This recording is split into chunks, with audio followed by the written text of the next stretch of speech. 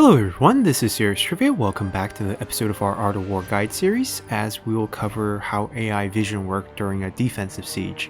So last time we looked at AI vision during offensive sieges and talked about different scenarios of how you can lay out your troop during a siege to take down a settlement efficiently. Today we're going to talk about the fundamentals of what AI does in terms of reacting to what they can see when they are attacking a settlement. So here we have an actual battle in a campaign. This is Ma Teng's 190 start. This is the battle you usually get at the end of the first turn when Gongdu comes and attacks you in the settlement that you just took. And because we just took this settlement on turn 1, all the garrison have been mustered. So they're essentially around 10% health. They're useless. This group will get eradicated very quickly. But the good thing about them being at 11% health as they have a mustered is their morale is not really impacted by this. So they still have decent morale, they don't feel like it's from loss of casualties, so they have the standard morale. Your other troops, I kept a few and disbanded a few before the turn ended. I disbanded all the Z militias and kept the archers because they're extremely healthy, and some cavalry, just because they are fatigue immune, also because they're relatively healthy. This is a typical garrison. We also have 2 generals here. Now you're not always going to have generals in defensive sieges, and defensive sieges might not be on a town map like this one.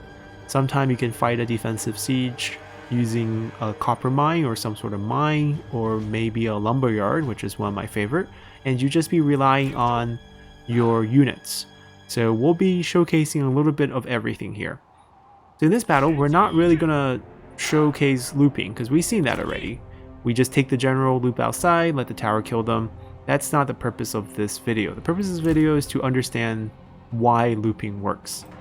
And the easiest explanation is if we go to the opposite side and put our units here and everyone's in a group and we start, we can go for these dense forests on the side and make all of us disappear. Now we're already far away enough from the enemy where some of them is already out of vision, but they see some of the cavalry units and we're gonna get out of their view.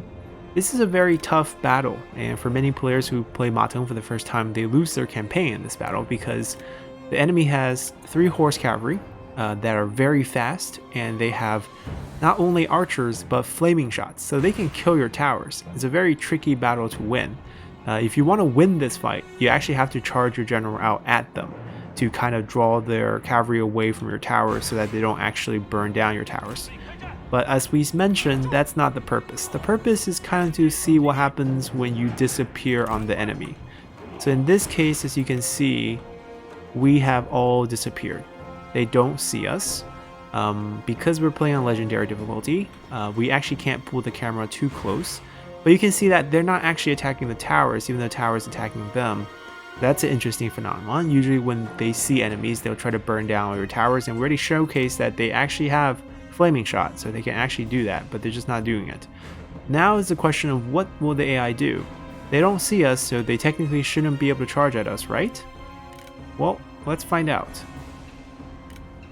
First off, why are this group of detachments so far ahead of the rest of the pack? And as you can see, why are they charging straight for where we should be? Let's see. Well, they're getting shot, but this unit's all the way over here already. They still technically shouldn't see any of us, but this unit somehow knew that we're here. Correct? That's why he dashed all the way over. And there's a couple of other units from the other cavalry. And we can do this on 3 times speed. And the whole idea here is if you don't show the AI anything, as though your entire army is invisible, the AI will automatically know where you are. Because I think the game's designed to not stall, therefore they will just know where you are and try to find you. Whereas if you have something shown, which we'll showcase very soon, I'm going to turn the auto fire off just in case we start shooting at them. That would be no good. So you can see they did capture a few towers. The fire lighting's from the looting trait. If you just have some yellow turban units that are stationary for a little bit, they'll start burning down buildings. That's not really avoidable. But you can see they did capture a few towers. They didn't capture the town flag, even though this is kind of useless to capture And the cavalry, since they're fast, they get out, they don't actually step on that long enough, and they actually get eradicated. So it's a pretty neat trick to win this battle without even looping.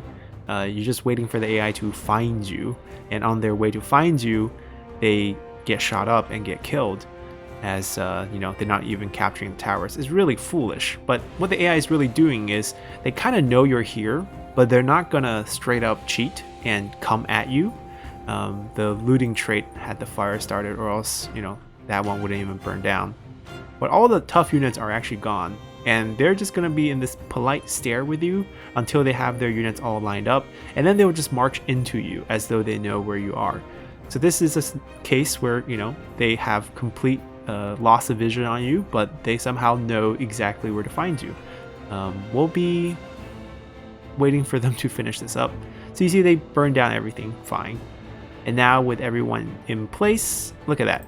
Here comes Zhang Kai, pretending to scout even though they know exactly we're here. And this would be this battle here. They would find us and we would fight. We could also kite. Look at him pretending not knowing we're here.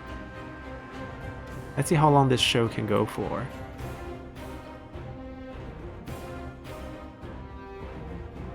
Now everyone's coming, even though he hasn't discovered us yet. Ah, now he sees us. Okay, so the show's over. They found us. And now we're going to concede defeat and replay this battle. Alrighty, we have reloaded into the exact same battle. And what we're going to do is showcase how we can play around with AI vision where we don't hide everything. So let's explain. If we are fighting, let's say, a lumberyard fight, which is the most typical example, and we have retinues of just the garrison, no generals, so no speed, all infantry, and the enemy has an army makeup like this. Well, how do you win that case? Where, as you were hiding everything, this time we're not going to do that. This time we're going to split our army into, let's say, 2 groups. Even groups if you can, because that will actually kind of help us out here. So let's say we take this group, call them 1, and this group, call them 2. And let's say 2 gets to go here and hide in relatively the same place. And 1 is still going to pull away from the enemy. We don't really want to be right next to them. And we're going to go here. Now, same thing. We're not really trying to win here. We're just trying to showcase an example of how to use vision to pull the enemy. This is more of a seesaw strategy, and this works very well in maps like Lumberyard. Obviously in this case they have those fire arrows and those looters. Most of our towns probably go up in flame, so it's not going to work well against this army. There's a few ways to do it. Rushing out at them, as I mentioned, is probably the best way, just to keep their units away from your towers in general. But we're not really here to win the fight. We're here to just showcase the strategy behind, not really the strategy, but how the AI actually works in the game. So let's start battle. Same thing, we want to hide. So find a patch of trees, get your units in there. And same thing here. You can go even deeper if you can.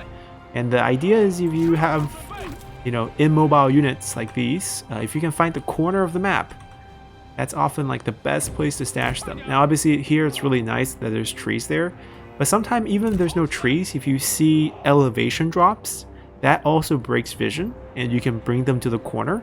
If anything, the advantage of the corner is that the enemy will take the longest time to reach you, because timer is also a great weapon that you can use. And for this army here, assuming they don't just die for us, which is never really a guarantee, we want to be on opposite corners if we can. That would be the best way if we're trying to seesaw the enemy.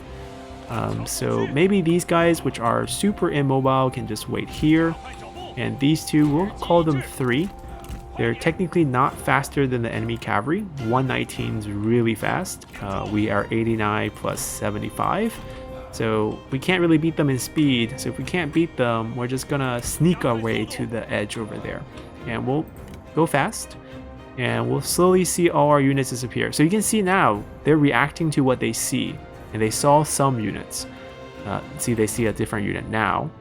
And they will react to these units, depending on what we offer them.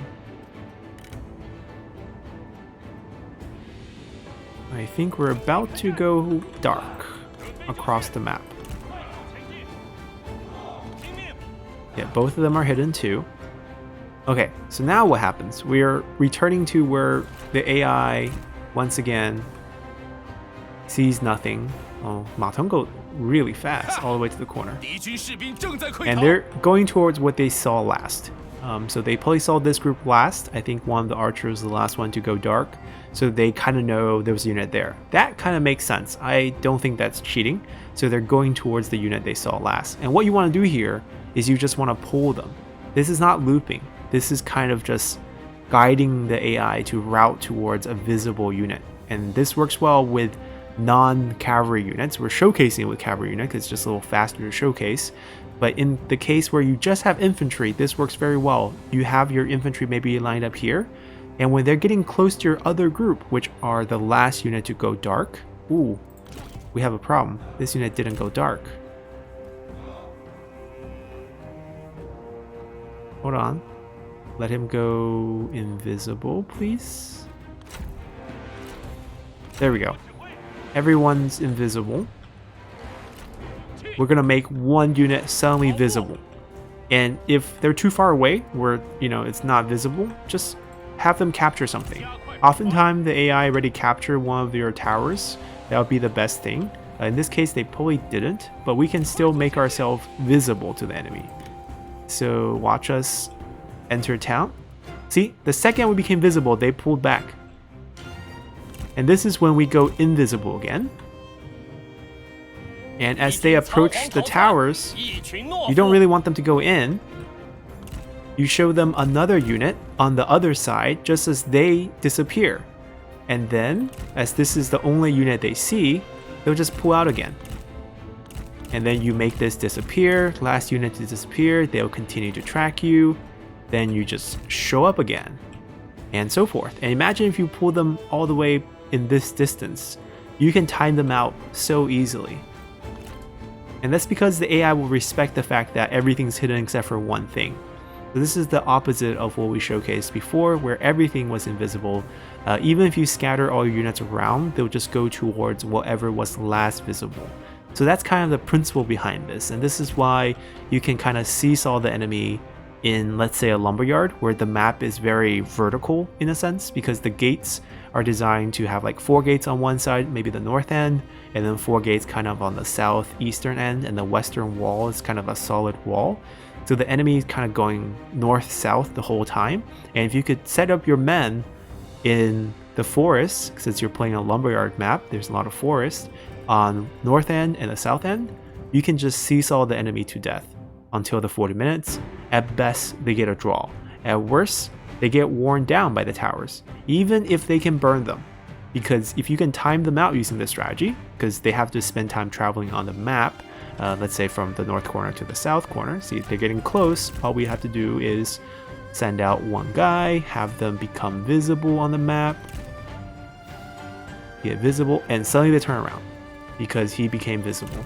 And he became the last thing that became visible. We go hide. By the time they get back, you show the unit on the other side and so forth. They can never win. So that's an easy way to get a draw. And once you get the draw, half of their units are dead from the towers. Even if they capture everything, burn down everything, half the units are dead. They reset, they siege you again the next turn, rinse and repeat, you wear them out eventually. So it doesn't matter how strong the army is, if the map is favorable in terms of certain setups with terrain, with where the gates are placed, with how the trees are lined up, you can easily wear down any army. And difficult fights like this is really not really difficult at all, because this isn't even looping. This is not us asking them to chase us mindlessly. This is us offering them, different vision tricks. So we're visible, they come right back. It's just wasting their time, and that's what we're going to showcase here. Now, this is probably the last episode for type of battle showcase. We're going to take a break from these type of videos, and we're going to focus on a bandit character guide where we'll talk about different bandit characters and their roles, because there's a lot of generic background titles and the benefit they bring, as well as their skill tree. And that's going to be the focus of probably our next 5 weeks, as we'll focus on each of the classes. I haven't worked out the details yet, so it might be slightly more condensed if there's not enough info, but that's kind of the direction of the guide we're going for. So hopefully you guys enjoyed this one, and I'll see you guys next week. Bye!